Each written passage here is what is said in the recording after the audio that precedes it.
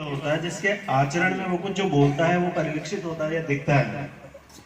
आपके सामने जो बैठे हुए हैं इनके व्यक्तित्व में और इनकी वाणी में दोनों में समानता है। देखो, जब भाव हमारे मन से निकले और शब्द उनका साथ है तो उस वाणी का एक विशेष प्रभाव होता है। आप बहुत अच्छे से सुनते हैं, हम सुनते हैं और हमें लगता है कि बिल्कुल सत्य है, हम उसको स्वीकार भी करते हैं। हमारे आचरण में, हमारे व्यक्तित्व में कई शुद्धता आ जाती है, उसमें उन्नयन भी हो जाता है। उसका कारण है कि ये जो कहते हैं वही करते हैं, इनका व्यक्तित्व भी वैसा ही है। देखो, आप और हम सब लोग एक सांसारिक जीवन में जीते हैं और सबकी महत्वाकांक्षा होती है आज के आर्थिक युग में, सबको पैसे की जरूरत है। सुबह से शाम तक उसको प्राप्त करने के लिए हम झूठ, सच, साम दाम दंड जो कुछ करना पड़ता है करने के लिए तत्पर रहते हैं।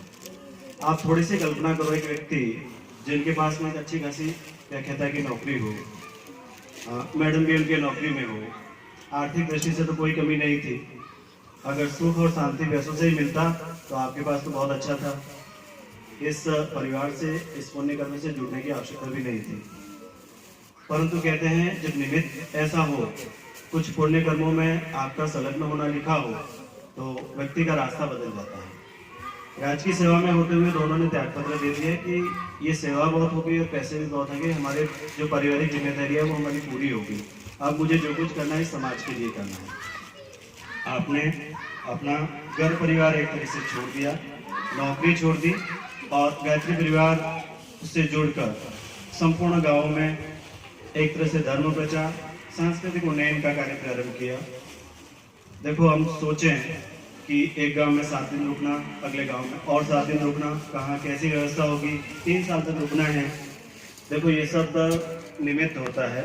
विचार करें तो हमें भी लगता है कि कहाँ जाएंगे, क्या करेंगे, कैसा होगा, लेकिन ईश्वर की कृपा, जो अच्छे कर्म करते हैं, जिनकी भावनाएं पवित्र होती हैं, परिस्थितियाँ उनके अनुकूल यथासंभव बनती जाती है। और आप देख ही रहे हो, जिस भी गाँव में जा रहे हैं, अच्छे से अच्छा वातावरण, अच्छे से अच्छे लोग उनके साथ में जुड़ते जा रहे हैं। हमारे परिवार में 2-4 मेंबर होते हैं, गुरुजी के परिवार में हजारों मेंबर जुड़ गए।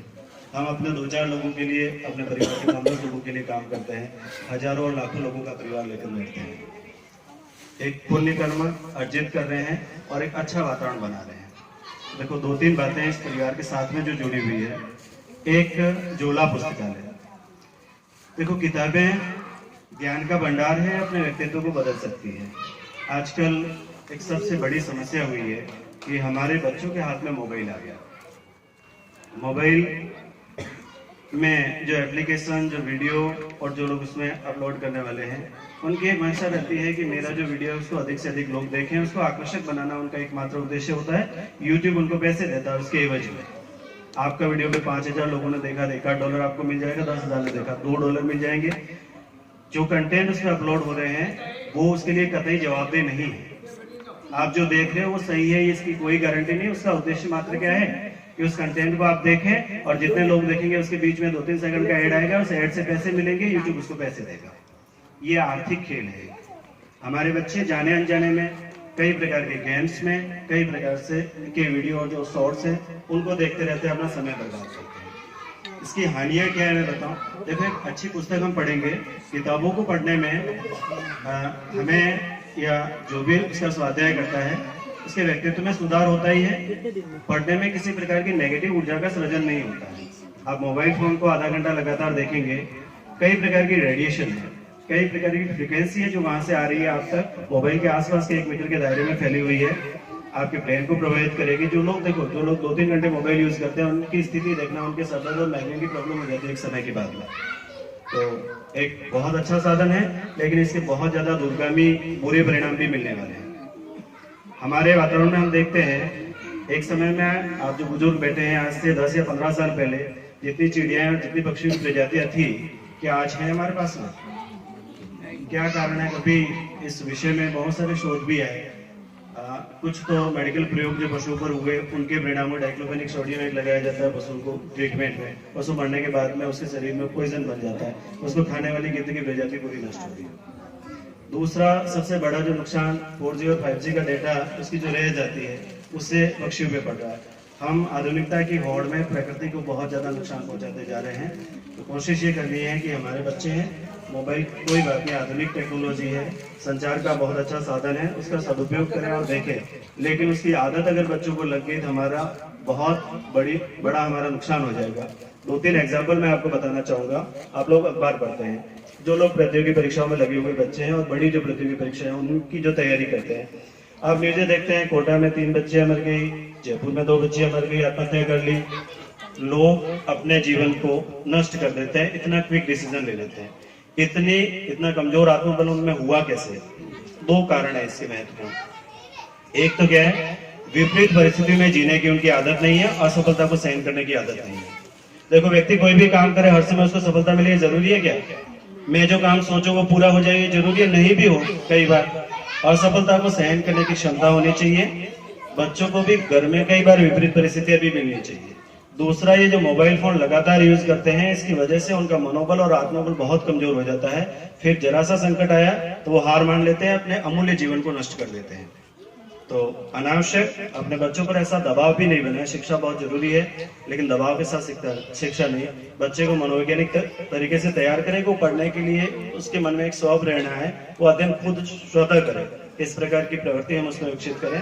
अनावश्यक दबाव या अपनी जो अधूरी इच्छा है, मैं अगर डॉक्टर बनना चाहता था, मैं कलेक्टर बनना चाहता था, मैं नहीं बन पाया किसी कारण से, मैं अपने बच्चे पर थोपूं कि नहीं तेरे को ये पढ़ना है, तेरे को 10 घंटे पढ़ना है। इस प्रकार का अनावश्यक दबाव अपने बच्चों पर नहीं डालें और मोबाइल से उनकी पर्याप्त दूरी बनाए रखें। बात उनकी कथा में बहुत अच्छी बातें बताई। हमारे जीवन में थोड़ा बहुत हम कुछ सुधार कर पाए तो आपका और इस परिवार का जो उद्देश्य है वो जरूर पूरा होगा। हमारे बीच में 2 विभूतियां हैं एक प्रकार से। आज नहीं तो कल कहीं ऐसा नहीं हो कि ये कहीं हमारे से दूर हो और हमें लगे कि इनका सानिध्य हम ले नहीं पाए। एक ऐसा अवसर था जिसका हम लाभ नहीं उठा पाए।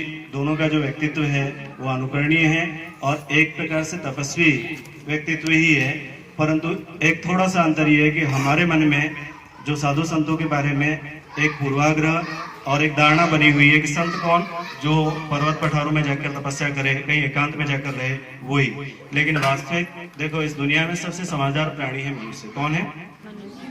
उसके व्यक्तित्व में जो विकृतियां है उनको दूर करने का अगर किसी ने काम किया और वो दूर हो गई तो पूरी सृष्टि एक सकारात्मक मार्ग की तरफ आगे बढ़ेगी और संपूर्ण विश्व का कल्याण होगा।